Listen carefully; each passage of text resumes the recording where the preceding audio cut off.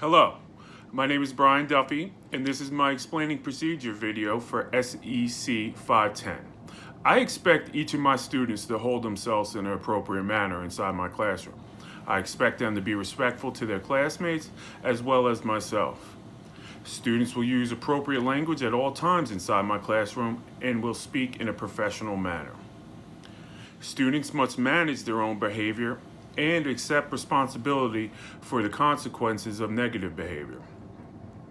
Disruptive and disrespectful behavior will not be tolerated. From a procedural standpoint, I expect my students to enter the classroom quietly and in a timely manner, ready to learn.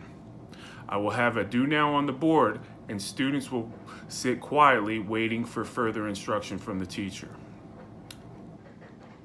One rule I will have in my classroom is to raise your hand to be recognized before speaking. That will eliminate everyone talking at once and yelling at each other. Whatever classroom expectations, procedures, and rules you come up with as a teacher for your classroom, it is important to keep them clearly defined and a small number of them. These rules should be in terms of positive expectations of the behavior you expect to see from your students. It is important to teach rules as you would teach your students a subject. These rules need to be posted in plain view of the class so they can be referred and referenced to as needed. Fewer distractions means more focus on student learning. By limiting distracting behavior, effective rules and procedures can maximize positive student behavior. It is important for the teacher to create rules to show students both what is and is not expected behavior, so they have a clear framework to reference to. I want my classroom to have an active and open discussions between teacher and students, one in which students learn from their teacher and vice versa. In order for any real learning to take place, students have to feel safe and comfortable. Name calling, ridicule, bullying, sarcasm will have no place in my classroom and will be dealt with accordingly. Having clearly defined expectations, procedures, and rules will let students know what behaviors are expected from them and are more likely to abide by them. A good activity would be to have students create rules for the classroom.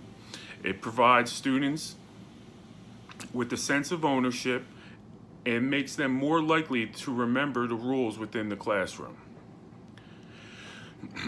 These rules will make students feel safe within the class and be more receptive to learning. It's important for the teacher to be firm, fair, and consistent and provide a list of all standards and consequences to students and parents. Technology promotes student learning and can be a great resource for teachers, students, and parents. One way I'll use technology inside the classroom is to use PowerSchool to keep my students and parents up to date on their child's progress within the classroom behaviorally and academically. Students perform better in the classroom when they have parents that support them academically. Students are more likely to graduate and have better attendance, improve social skills, and acclimate to the school environment when parents are involved in the learning process. This is just a great tool that can promote parental involvement. This is all the time we have for today, and I want to wish you a blessed day. Thank you.